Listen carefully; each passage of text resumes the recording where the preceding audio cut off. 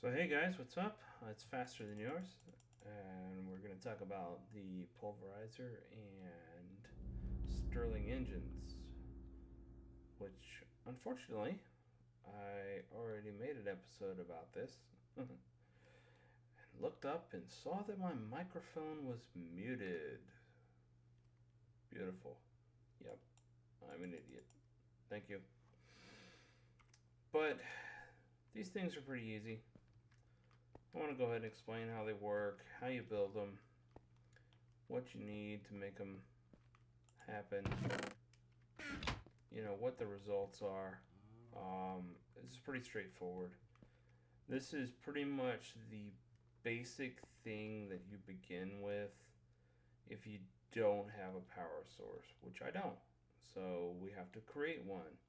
The Stirling engines generate MJs, and the Pulverizer requires MJs. Fairly easy to understand. So now let me show you how you build them. We will look at the Pulverizer first. Pulverizer is pretty straightforward. You need a piston, 2 flint, and a copper. I got copper from going through various chests. You also need this redstone reception coil, fairly easy, 2 redstone dust and a gold ingot in the middle, and then the final thing you need is the machine frame.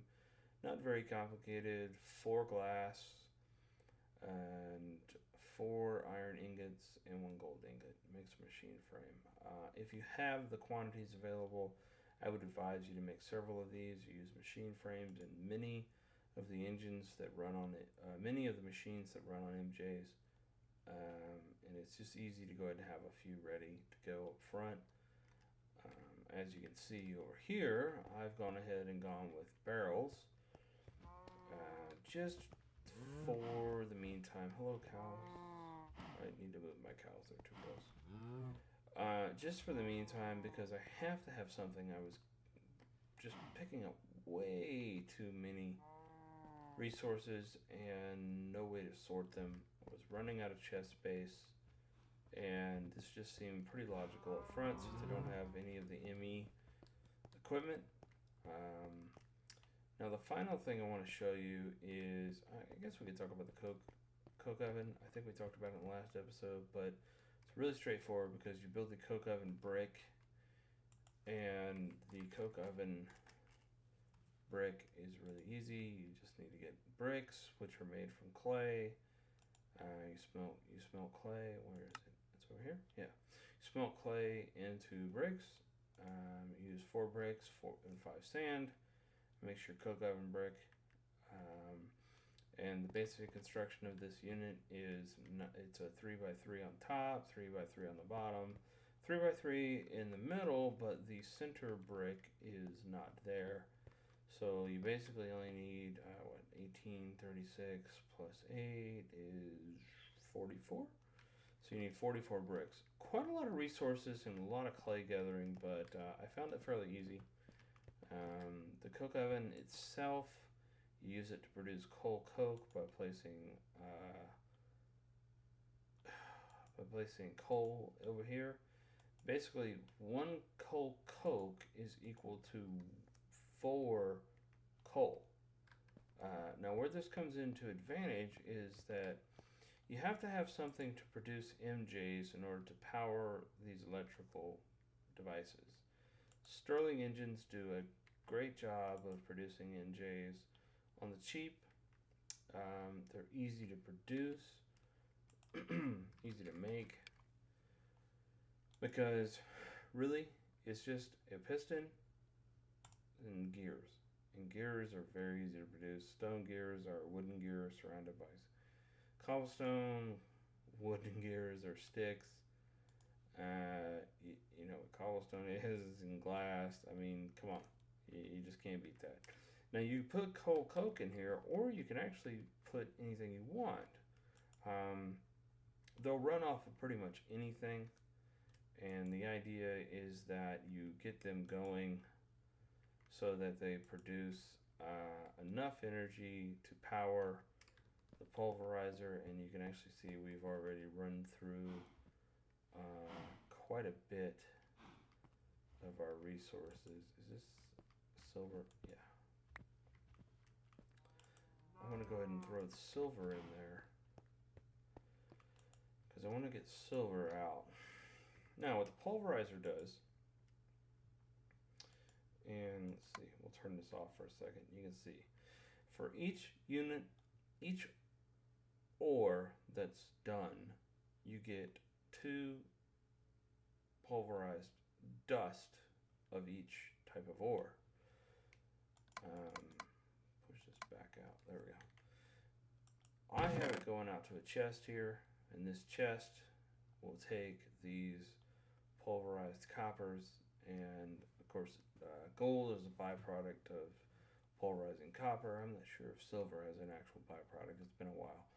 But silver, so you take these dusts and you run these dusts through.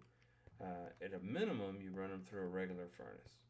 Now, it would be more efficient to run them through an iron furnace, like what? Let's go up. Like what we have upstairs here. And the iron furnace will do the work for you. The reason to use the pulverizer is to replace the hand grinder, because it's quite inefficient to stand here and right-click the crap out of it. Now, going back to furnaces, the most efficient way is to run these through electric furnaces. You can see my Stirling engines are beginning to change color because they're actually heating up, and that's okay. Because, these bad boys are, they're running, they're doing what they're supposed to do.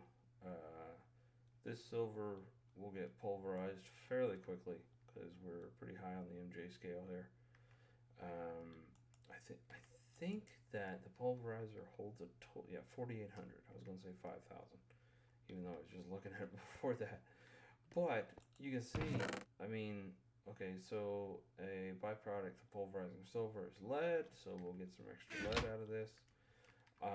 One of the great things about these pulverizers, and now since we're in the unleashed version, 113, is I could put a hopper on top of this pulverizer, and I could just pump in as much stuff as I like, and just have it pump out to this chest. But what we'd want to do is we want to have a really good power source. So, we want to have geothermal energy, or maybe like a big giant bank of Stirling engines and redstone cells, redstone energy cells, that is, and powering all of our MJ required devices. Or, if we go to geothermal energy, then we have to have electric engines, and those electric engines do the good jobs of converting the EU into MJ. In geothermal, especially if you get a large iron tank or some other kind of huge tank, you got to think.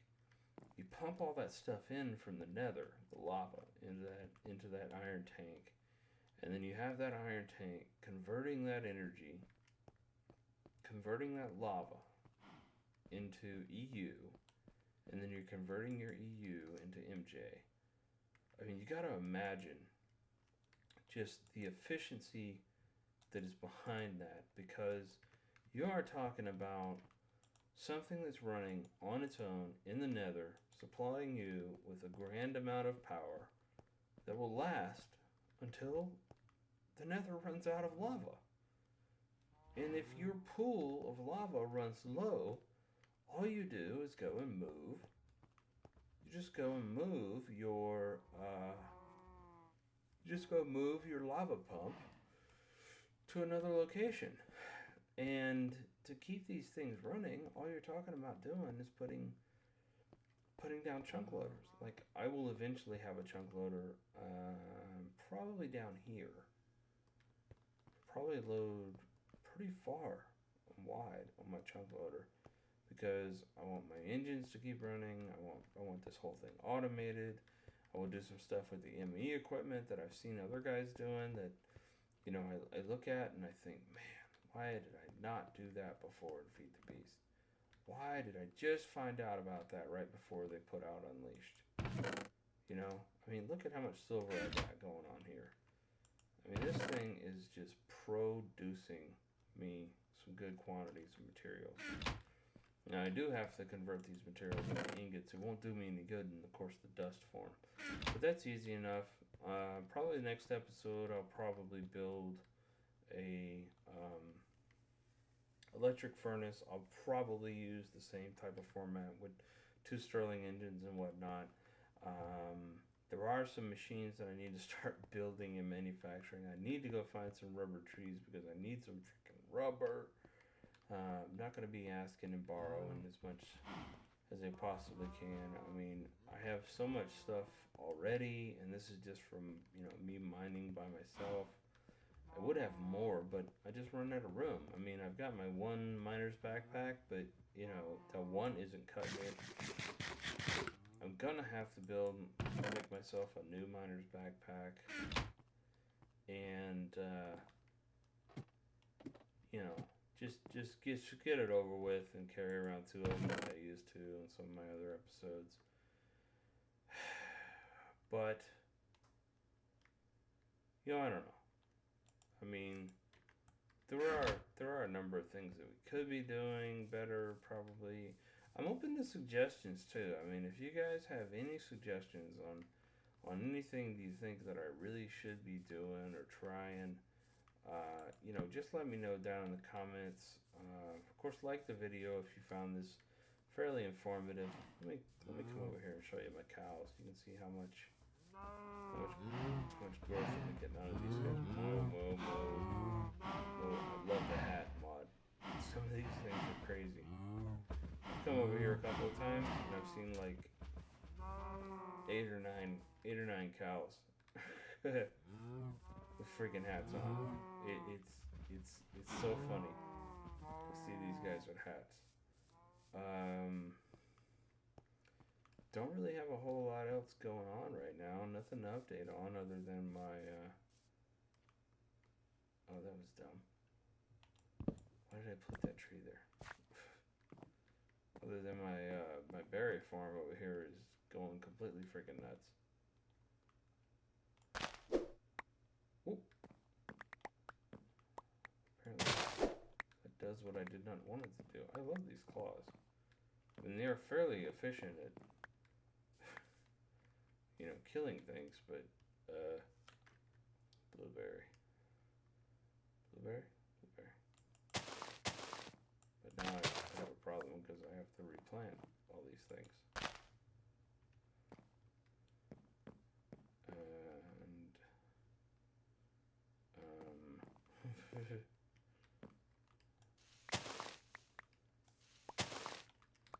And I can make these 4 high, I know that.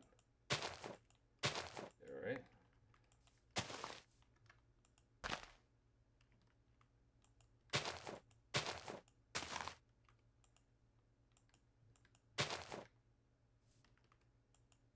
There we go. Now what do we have? Raspberry? These guys are raspberry.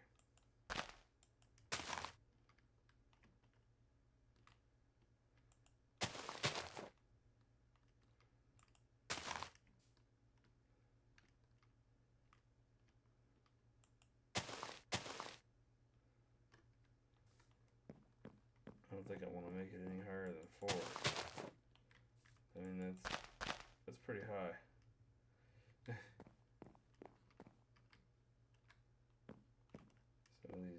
Some of these fellows are growing on their own.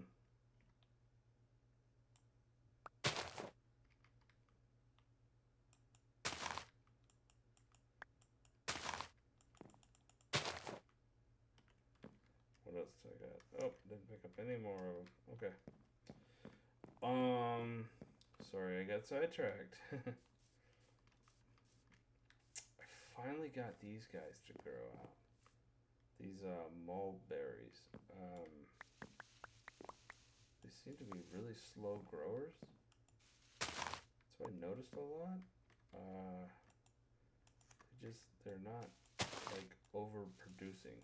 That's one thing I did notice.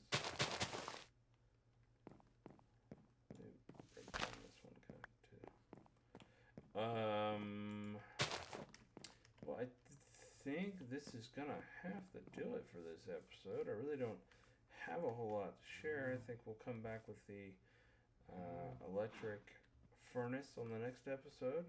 I've got to go hunt down some rubber trees. Obviously, I need some rubber, and that will take care of things. So, you know, appreciate you guys watching, checking out. Comment if you like it, and click it if you love it. Thanks a lot. This is faster than yours. Bye.